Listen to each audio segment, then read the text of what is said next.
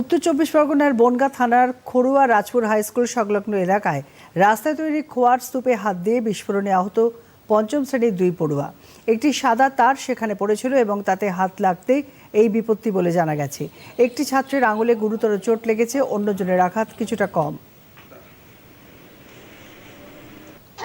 আমরা মাছ ধরা দেখছিলাম, তখন এইটুকু একটা সাদা একটা জিনিস আমাদের চোখে পড়ে। তখন আমরা ওটা তুলে আমরা দেখে ভালো করে দেখে আবার রেখে দিয়েছি জায়গায়। তারপরে আমরা ওই একটা ছেলে সাদা একটা পাথর পেয়েছে, আমরা ওটা খুঁজছিলাম, খুঁজে তারপরে আবার আমরা নিচে খুঁজতে খুঁজতে নিচে নেমে গেছি। আবার উপরে ওঠার সময় ওটা কিসের চাপ লেগে হয়তো ফেটে গেছে, তখন আমাদের আঙুলে টাঙুলে লেগে গেছে। তোর আঙুলে কি লাগলো? পাথর ছিটকে লেগেছে? পাথর নয়, যেটা ফেটেছে ওটাই ছিটকে লেগেছে। আমি দৌড়িয়ে যখন অনেক লোক জমে গেছে আমি তখন গেছি ওখানে, যে দেখলাম ওই তারটা দেখা যাচ্ছে আর ওকে তো নিয়ে তখন চলে গেছে। এটাই আমি দেখলাম। দেখার পরে এইবার সবাই আসছে, সবাই জিজ্ঞাসা করছে। এই ছেলেটাকে দেখলাম সায়ন, যে ওর পায়ে লেগেছে। এই সম্পর্কে জানালেন স্কুলের প্রধান শিক্ষক শঙ্কর সরকার।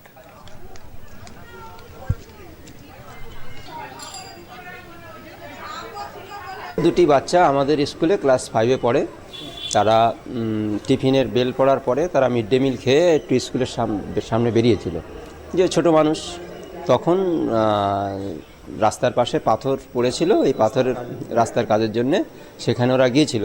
তা দুটো তার এবং একটা কন্ডেন্সার টাইপের কিছু পড়েছিল ওরা পাথরের মধ্যে। তা ওরা আর কি কিউরিওসিটি, যে কী জিনিস, বাচ্চা কৌতূহলবশত ওটা হাতে নিয়েছে। তখনই একটা বিস্ফোরণ হয়, প্রচণ্ড জোরে শব্দ হয়। আশেপাশের লোকজন সবাই সন্ত্রস্ত হয়ে পড়ে, ওরাও ভয় পেয়েছে। দুটো আঙুল, একটা ছেলে দুটো আঙুল তো উড়েই গেছে। সেটা হসপিটালে নিয়ে যাওয়া হয়েছিল। হসপিটাল ডাক্তারবাবুরা চিকিৎসা করে তাকে সেলাই টেলাই প্রয়োজনীয় চিকিৎসা করে আমরা স্কুলের পক্ষ থেকে আমাদের মাস্টারমশাইরা, অফিস স্টাফ তারা নিয়ে গেছেন। তাকে চিকিৎসা করে এখন বাড়িতে আনা হয়েছে। সাংবাদিকদের এ বিষয়ে অবহিত করেছেন বনগাঁর police super Dinesh Kumar.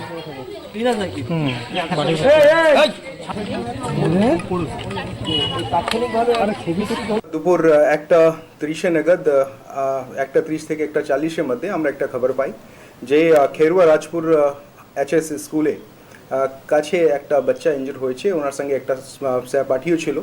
Immediately police সঙ্গে সঙ্গে ওখানে যায়, তারপরে ইনকোয়ারি করে কি ঘটনাটা কিভাবে ঘটেছে।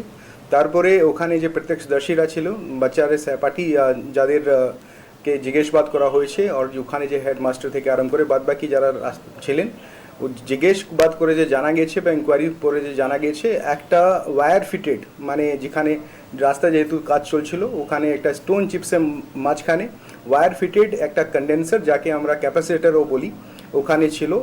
তারপরে বাচ্চারা out of curiosity okay touch করে, আর তারপরে বিকজ অফ সার্টেন আঘাত বলতে পারি, একটা ঘটনা হয়, একটা ব্লাস্ট, একটু ছোট্ট করে একটা বাস্ট হয়। তারপরে যে বাচ্চারা যে পাশে ছিল ওটা একটা আঙ্গুলটা মাইনর ইঞ্জুরি হয়। অন্য বাচ্চা যে সঙ্গে ছিল ও কিছু সেরকম ইঞ্জুরি হয়নি।